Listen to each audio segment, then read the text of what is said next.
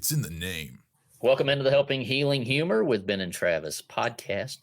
Today we're going to talk, as we kick off Men's Mental Health Month in June, we're going to talk a little bit about the importance of hope. Yes, for even us dudes, we need hope, just like everybody does. And we'll talk about that right after these important messages. This episode of the Helping Healing Humor with Ben and Travis podcast is presented by Faulkner University. Faulkner University is a private Christian liberal arts university based in Montgomery, Alabama, with a mission to provide an education anchored by not only intellect, but also character and service. The Faulkner experience aims to educate the whole person. Every individual matters every day. We all want to become better versions of ourselves. No one wants to remain trapped where they are because of missed opportunities and unrealized dreams. At Faulkner University, we believe your dreams don't have an expiration date. We understand that you're looking for more than a degree. You want to find your niche and thrive in your career. Whether you're a high school senior just beginning your trek or an adult student looking for a better path, Faulkner is here to help guide your journey. Go to faulkner.edu to apply or get more info. That's faulkner.edu. I'm Travis Creasy. That's All-Pro Counselor with 3 Chord Counseling in Muscle Shoals, Alabama. Ben Hayes, what is up with you today? Man, I'm just excited that we are getting to partner with Liberté Ministries to help kids in Haiti. I know that you guys have heard us talk about it a little bit, but we're passionate, and they are passionate about spreading the word of God and making a real difference in Haiti. And so we're thrilled to announce 2 incredible opportunities to impact the Haitian missions through Liberté and sponsoring Congregation Petersville Church of Christ. Our first goal is to get the Liberté ministry guys in front of 12 new congregations so that they can share the work that's being done in Haiti and that they can show how the home, Harry's Home, is providing spiritual and physical needs to children of Haiti. Yeah, that's not all. The second thing that we want to do is we want to push a campaign to give New Testament Bibles to as many Haitian people as possible. The best part about this is these New Testament Bibles cost you $5. That's just a Starbucks order for me, Travis. So $5, and you can provide a New Testament Bible to someone in Haiti in their own language. And so we want to encourage you to do that. And I know that we're going to also help in sponsoring that campaign as well. Yeah, June 4th is the International Day for children who have been hurt by aggression, innocent children. And so this is a great opportunity to help them out. You can go to travisloveshaiti.com today. You can purchase one of these New Testament Bibles in the Haitian language. We're going to match the first $100 that's donated for these Bibles. And so we can get 20 Bibles bought. We're going to match that and make it 40. And so you can do that today. There is no better way to help the kids of Haiti than to get those Bibles in their hand and also get these folks that are ministering there in Haiti in front of your congregation. And you can do both of those things at travisloveshaiti.com. So go check it out. It's in the description. Click that link and go to it and partner with us in that great ministry. As I mentioned today, we talked about hope. We just talked about providing New Testaments, which is filled with the hope of the gospel of Jesus Christ. And so first and foremost, we believe that the greatest hope man can know is that of Jesus Christ. And so today we're going to talk a little bit about hope as we kick off Men's Mental Health. And, I always loved the idea of hope. I used to call my female students named Hope, I'd call them earnest expectations. I'm sure they love that, Travis. I love it. And I'm sure that I'm their favorite teacher for that simple fact. So if you're listening to this, your name's Hope, or you were in my class and your name was Hope, I'm not apologizing because I want you to understand what that means in an earnest expectation. And we believe, as I mentioned, that you can earnestly expect that Jesus, that God, that they love you and they're going to do what they said they're going to do. And that is give you the opportunity to be with them. And so I think of how wrecked my personal mental health would be if I didn't have that earnest expectation, Ben. Yeah, I mean, it's one of those things that when we talk about hope in general, it just improves mental health either way, because when we have a hope of that things are going to get better, and it's not that, some problems people have, they may deal with for their entire life. They may not have complete recovery from something, but there is a hope that eventually they will, and in eternity they will. But just the hope of knowing that there are people around you who care for you. One of the first things I ask clients is, tell me about the people around you, your support system. Tell me about the people that you have that are going to help you in those moments of crisis. And just knowing that you have some people that you can trust in, some people that you can hope in, that they're going to be there in those moments. Of course, we take it to the next level with knowing we have God to hope in, but it's great to know. And it's important for us as counselors to know that you got a wife or kids or parents, or, one of the first things I ask too, a lot of times is, are there any groups that you're associated with? I don't necessarily want to say just church, but church is one of those. Like if you're affiliated with and you're tied into a good church and you have a good support system there, that's huge. I think we have a great one here at Highland Park. A lot of people, a lot of our young families and older families get a lot of encouragement when they're going through difficult times. We don't want them to feel like they're alone. Rejoice with those who rejoice, weep with those who weep, supporting one another, do good, especially those of the household of faith, all those kind of things. But I think the hope of knowing that there's people around you that you can lean on is important too. I'm a big AI person, which is sorry to those of you who think, that it's going to take over the world and kill us all, but, and have no hope, but I asked AI here a second ago, what's so important about hope? And it shot out this sentence. In essence, hope is a driving force that sustains us through challenges, propels us towards our goals, and enhances our overall quality of life. And the first thing that kind of came to mind is like, what really do you put your hope in? Mm-hmm. And I know for the three of us as Christians and believers, we have that eternal hope. I think that John says purifies us, which continually is taking care of us and propelling us towards eternity with God.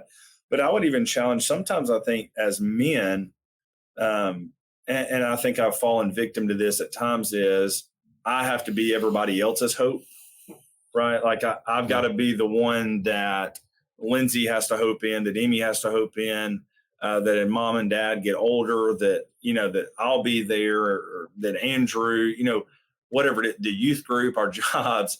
And sometimes I think we've got to step back as men and go, hey, we don't have it all together. So where really is our hope? And what are those groups, the things that we can allow to speak into our life and continually keep our cup full, instead of being everybody else's hope? Because I know if I'm constantly everybody else's hope, then those people have no hope, because at some point it's going to run out, and I can't provide what they need. So finding something that can really push you towards where you're going. And I love what the sentence said, something that sustains you.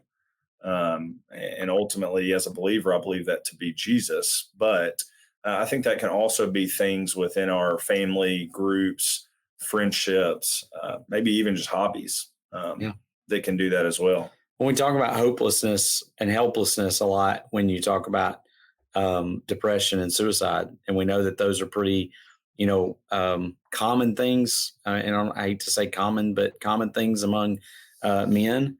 And a lot of that is there's an expectation, speaking of expectations, Travis, but maybe a negative expectation that we're supposed to have it all together, that we're always supposed to be the rock, the strong one, and you hear people say that after a death of someone, like we're supposed to be, I got to be strong for everybody else. And I think men carry that on their shoulders a lot. I've got to be the strong one. I've got to be the one who carries things. And, at the end of the day, sometimes we don't feel like we're very strong, and we struggle with that. And when we do, then we end up feeling helpless and hopeless. And where do we turn? So, if you're a guy out there and you're listening and you go, hey man, I'm having that feeling right now, find somebody to talk to, because there's a lot more to you, and there's a lot more that you can kind of look at, and different ways of looking at it. And knowing that it's okay to sometimes not be okay. It's okay to sometimes be able to throw out the struggles and the weaknesses. Travis knows I've done that to him. Travis knows, and I know he's done that to me. Will and I have that relationship as well, that, we have some people that we can talk to when we're feeling that. And even then it's still tough sometimes. But I think, by and large, we know that we've got some guys that we can lean on, that no matter how bad I do and no matter what I do, I feel like some guys will have my back, just to support me and encourage me, if nothing else. Yeah, I think it's so important to be able to confess those things to one another. The Bible says that, speaks into existence, that it's important to have those people that you can let your guard down with. I know as ministers that can be very difficult. It's something I've gotten a little more associated with, because every time I open my mouth in front of a large group of people, there are things that I go home and I go, I can't believe you said that dumb, stupid thing. But then I also remind myself that most of the people in that crowd wouldn't be caught dead being in front of people. And so it's kind of that balancing act. You're right. And I think that's for any human being. But as guys, we want to be seen as strong, as providers.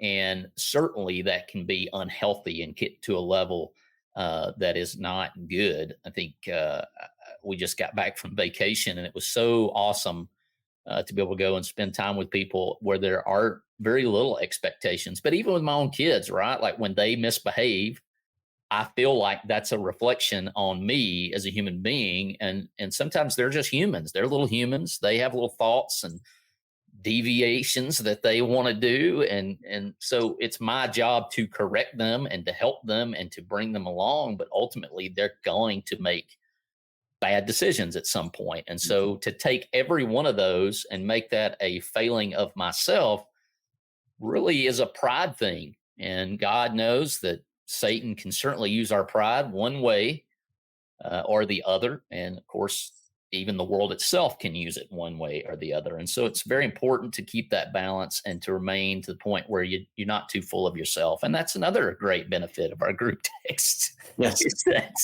Or riding out to Dallas with SWAT, right? Like if you have any ego, check that at the door, because there really is no off limits when it comes to that. And I think that can be a good thing as long as we all know where everybody's coming from.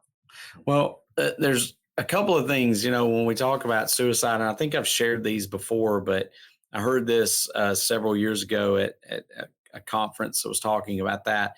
And it said, most people who commit or who, suicide are, they are looking for, they're trying to control something, life feels out of control and it's the one thing they can control. So what are they trying to control? What are they trying to communicate? What is it in their life that they feel like nobody's listening, nobody's hearing them? They're trying to communicate something, or what are they trying to avoid? They've either gotten in some trouble, there's been something that has happened.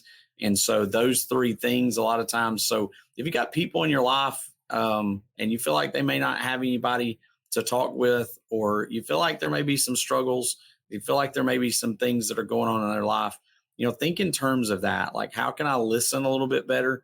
What are they trying to communicate to me that, hopefully they don't have to communicate in that way? What are they trying to avoid? What are they, trying to control?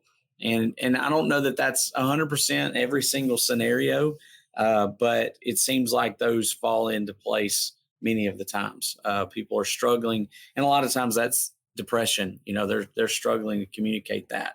But admitting that weakness is so difficult sometimes for men, especially men who have, who serve in some pretty tough roles to begin with, whether it's military or, helping kinds of occupations like police officers and others. It's hard to admit that, hey, we've got these struggles, and they're not weaknesses, but that's the way that sometimes I think they get looked at. Yeah, if it looks, or if I'm projecting that I have it all together, or that I know it all, or I have a corner on that topic, just wait longer. Because if you wait 5 minutes, that will be blown up. And to some degree, as I preach, as I do this podcast, as we try to remove the stigma of mental illness and things of that nature, there has to be kind of an uncovering. And I would never want somebody to uncover a fault of mine per se and be shocked. Oh, he presented this person that was perfect and knew everything and had it all buttoned down. But we also assume that sometimes.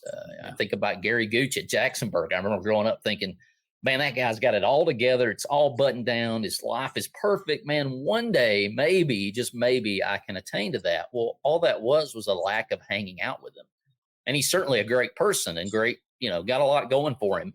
And he was a great impact on me, but it was almost, I would say, more impactful to realize he's just a normal dude. He's a normal human being who stands up in front of people and has his own struggles and issues. And I think there's a lot of hay made by the world and certainly evil and Satan when that little idea floats in there that Ben Hayes or Will Mahan or Travis Creasy or Dale Jenkins or whoever, Lonnie Jones, doesn't have issues and things that they face. And man, that's just a lie from the pits of hell, if I can say that.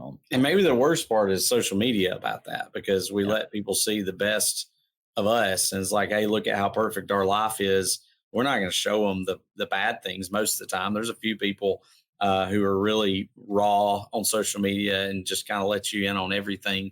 Maybe some people too much, but we a lot of times compare our insides to other people's outsides. If you go look at my picture album from our trip to the mountains, it does not include the intimate discussions that I had to have with both of my children at different points in the week about how everything's not about them, even if their aunts and uncles and grandparents do kind of project that from all about them. So what you're saying is we caught the Creasy highlight reel. The highlight reel. Yeah, it's always a highlight and not the reality. I was listening to a podcast the other day that JJ Redick and LeBron James have together. And it's, as a lover of the game of basketball, they really break down a lot of things and just talk about X's and O's. And I enjoy that side of it. And they got into talking about their best games and their worst games. And it was interesting that both of them had gone back over YouTube and had watched people's highlight reels that people had made about JJ and LeBron, and so they were like, and it got me thinking, even these incredible athletes that really do, in some way have it all together because they are at the top of their expertise, the game and all of that, they still have down moments where they've got to go back to YouTube. And I can just picture, here's LeBron making like the rest of us hundreds of millions of dollars, and he's sitting in his bedroom watching YouTube highlights of himself 10 years ago and how good he was to make himself feel better. To make himself feel better. One of the things I did with the teenagers the other day in class was, and didn't really intend to, but we had gotten to, as we're working through the Old Testament on Wednesday nights, we had come to Job.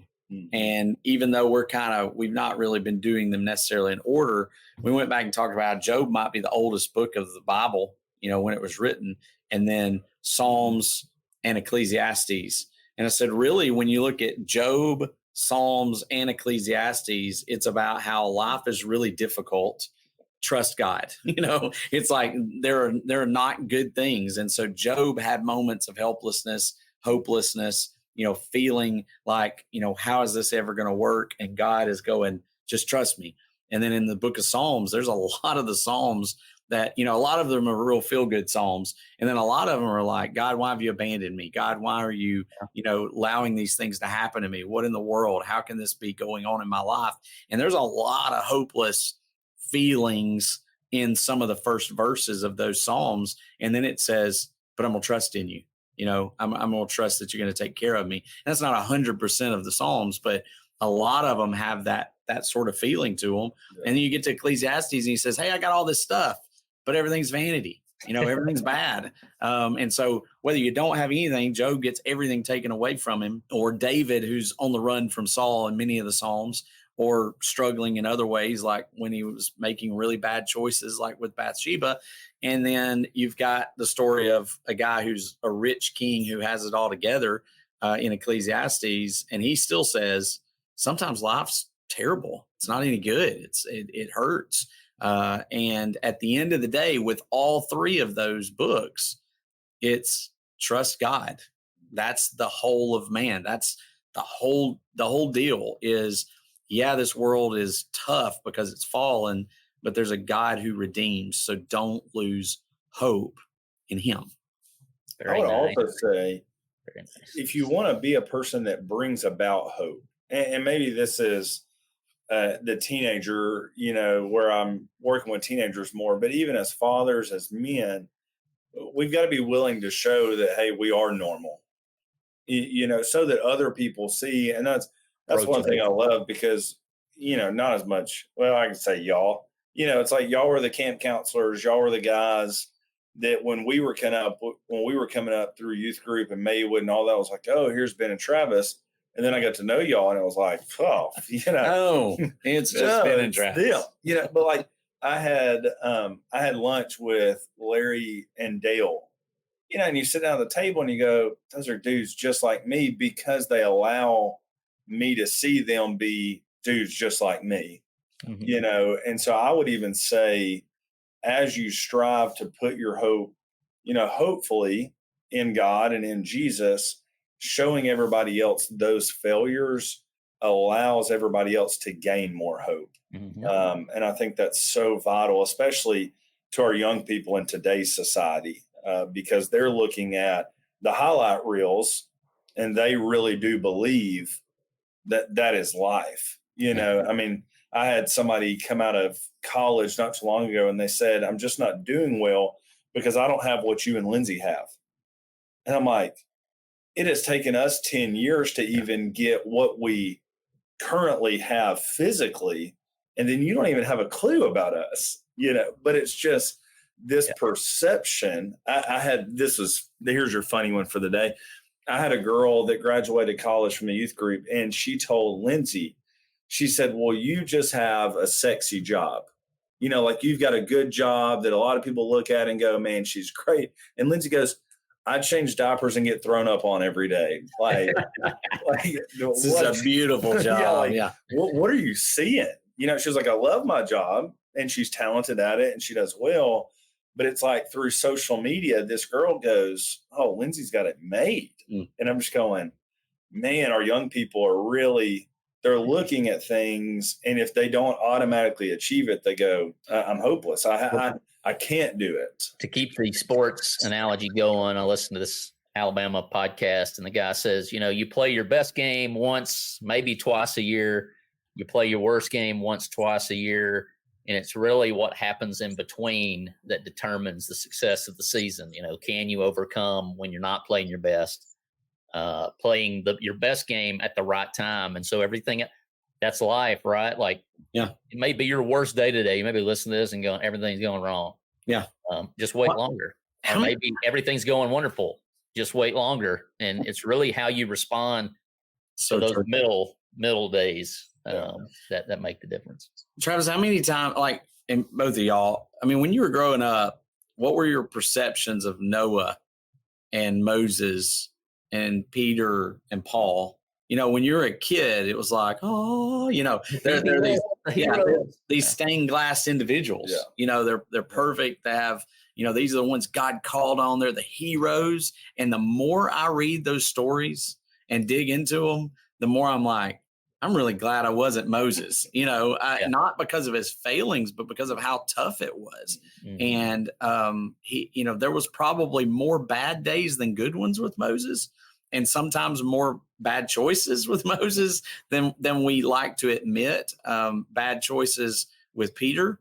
And so, yes, they were, I still believe they're heroes of the faith, but they're heroes now to me as an adult because of what they overcame. They didn't quit. Not because they had some, really nice job and great thing. It's like, no, they had a really difficult task and they overcame those things, and they messed up and they overcame those things.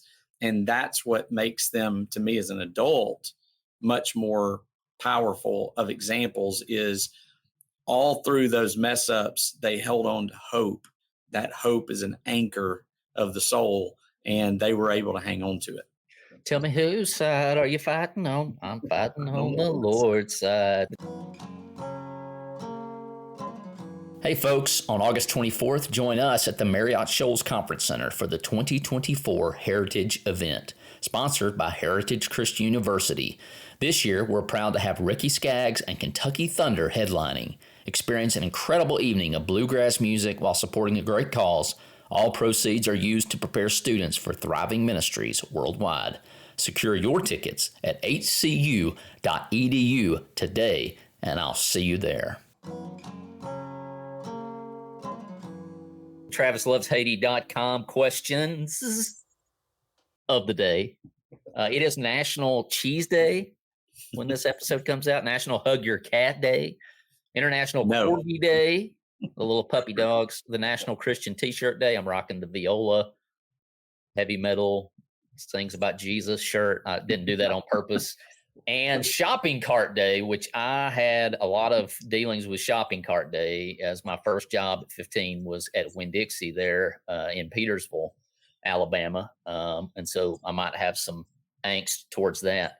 But let me tell you something. If you tried to hug my cat, you're taking your life into your own hands. My daughter, Haley, loves to grab our large cat and hug him, and he hates it. And he lets her know about it, and she just don't care. That's how much.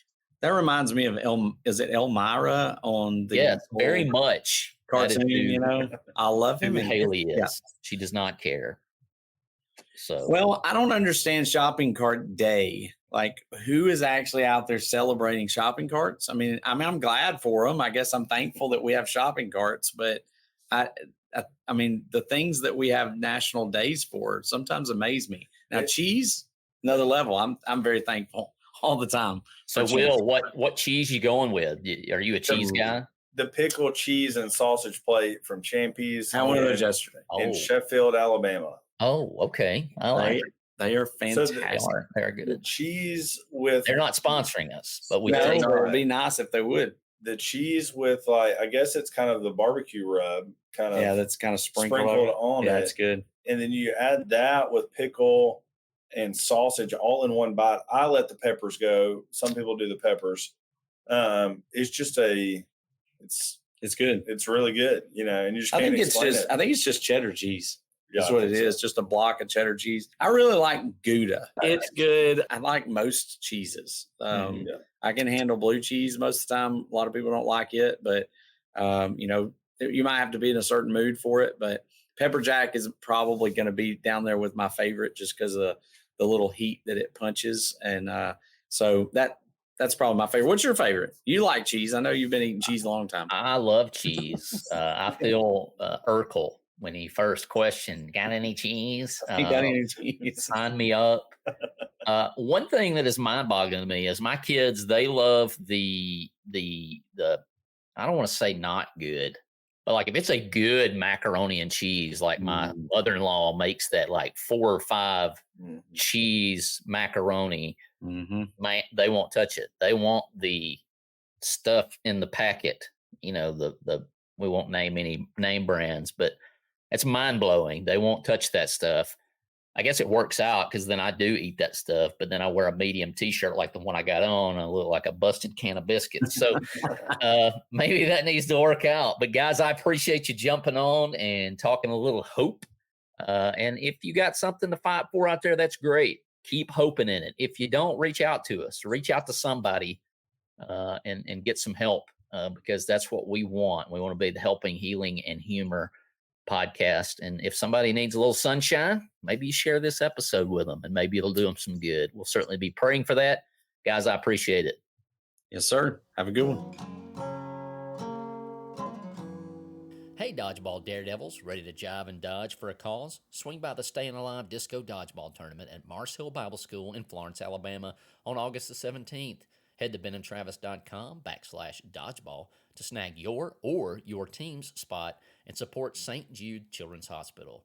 Let's dodge, dip, dive, duck, and donate our way to victory. It's going to be a blast, so don't miss out. Sponsorships are now available. For more information, email hello@benandtravis.com. Thanks for being with us for this episode of the Helping Healing Humor podcast.